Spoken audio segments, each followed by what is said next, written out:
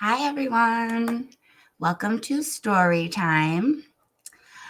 And I hope by the time you're done watching this video, your cortisol levels are a little bit lower than what they are right now, because we're going to have a good time. That's the purpose of these story times. I have some fun stories. There's some things that have been moments worth re-mentioning. And today we're going to talk about CarMax. I've actually already recorded me telling this story a while back, but it got lost somewhere in the shuffle. And it's one of my favorites. So back in probably about 2016, that's about the time when my husband, Josh Mona's dad, was buying a new vehicle. And as a dutiful wife, and to be supportive, of course, buying a new vehicle is a big deal. I went with him and we went to CarMax. And I actually ended up buying my truck from CarMax from there only a few years later. CarMax is great. This is no shade on CarMax. CarMax is awesome. And we went there. He was looking at whatever, picked out his car. One thing me and Josh have in common, neither of us took very long to pick out which vehicle. Like, we both know what we like to drive. So he had picked out the Explorer, and we were walking the car salesman. We went and sat in a cubicle to do the paperwork, whatever. Now, I don't know what CarMax looks like today, but when we were buying the Explorer, all of the cubicles looked very similar. There wasn't a lot of identifying family pictures, whatever. And all of the salesmen were just wearing, regular polos. I think they were like blue. So aesthetically, CarMax is very uniform. Okay, this is what happened. Now, I have been diagnosed with fibro for, Mona was probably 5-ish, 4 or 5 by this point. And I had already been diagnosed with fibro for quite some time. My hypersomnia problems had just kind of started off a lot worse than what typical fibro is going to provide. Okay, even on bad days. And anyone else who suffers with fibro, and not just fibro, is a lot of other chronic illnesses too, suffer from something that we call fibro fog. And it's when your brain is trying to figure out your new body. You have so much on your mind. Everything's changing. And of course, you're going to be a little bit more forgetful because you're only human, right? We're only human beings.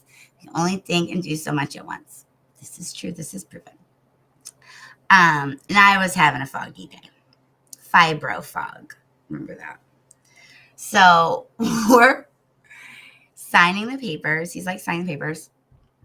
And we had just sat down, and I excused myself because I had to use the bathroom.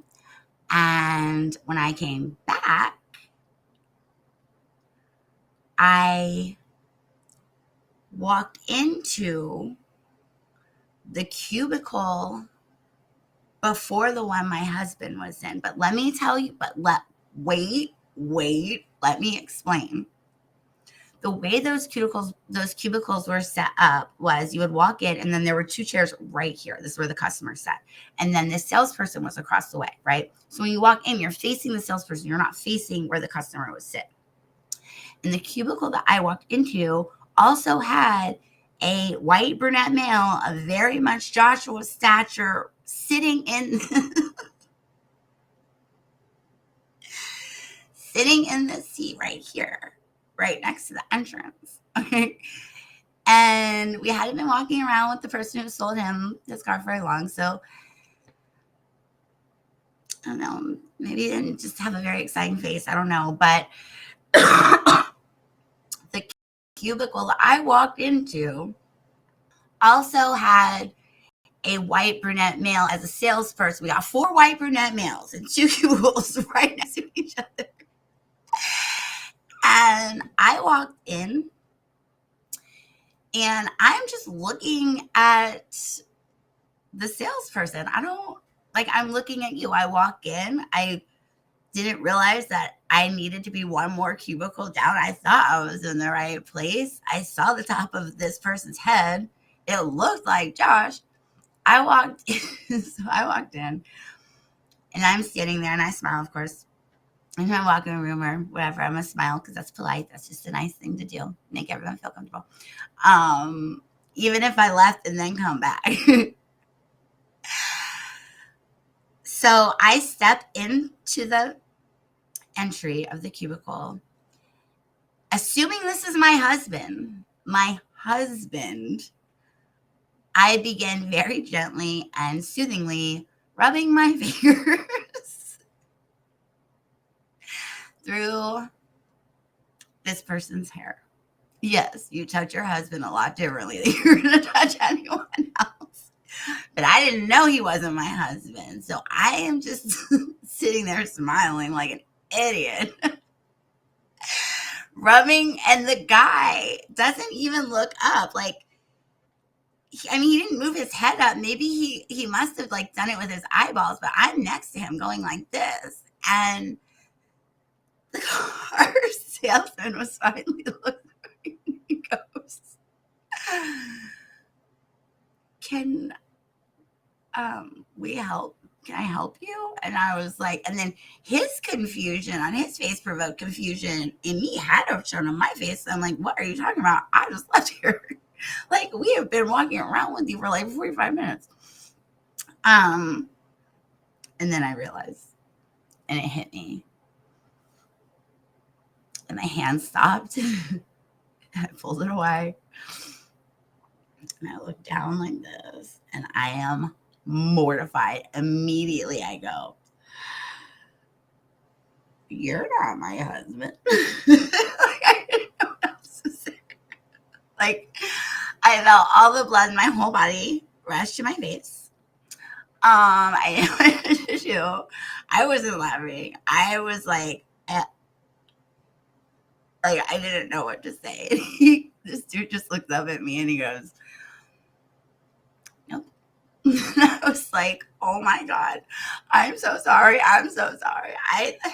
Okay, now keep in mind, both these people start laughing. The person I just basically assaulted on accident and the car salesman. Also, Josh and his car salesman are laughing too, because you have to remember, they're in the cubicle right next to this. They heard the whole thing happen. And so I said, oh my God, I'm so sorry.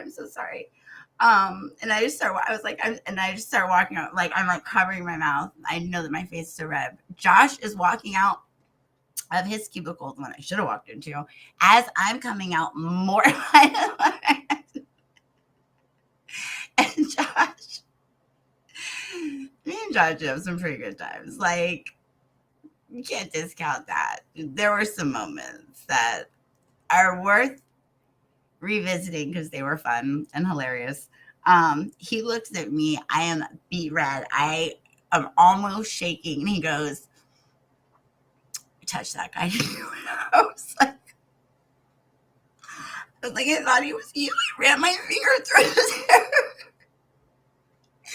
Josh busts out laughing. His car salesman busts out. All 4 of them are laughing. And I'm just like this poor man just wanted to buy a car today and got fondled on accident by another car. Like, oh my goodness. I was so embarrassed.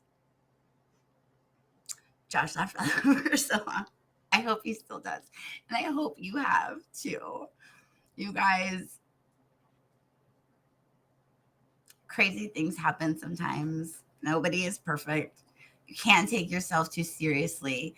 I'm so grateful that none of those 4 men took that seriously. Like, nobody was upset because I was upset. I was like, oh my God, I can't believe I did that. It took me a little bit to laugh about it, but I wasn't, It wasn't like crying or anything. He thought it was more amusing than I did. It was worth retelling. And I hope that I've made you laugh. I hope that I've brought joy to you today. And I want to keep trying to do that for all of you. And I think we should all do that for each other. Remember to stay grateful for all of our blessings, for bringing us peace, all of the hilarious shenanigans that just happened because life is crazy, for bringing us laughter, and all of our challenges for bringing us strength. Get knocked down 69 times, stand up 70. That is life, baby. Thank you guys so much. And wherever you're watching this, if you follow me on Facebook under Jamie C. Spence, I actually post the most content there. The rest of them, I'm feeling out still. I'm still learning. I'm a lot more comfortable on Facebook. Thank you guys so much. You're amazing. Go follow me on YouTube. Follow me on Insta. Follow me on Facebook. Buy some merch. Thanks, guys.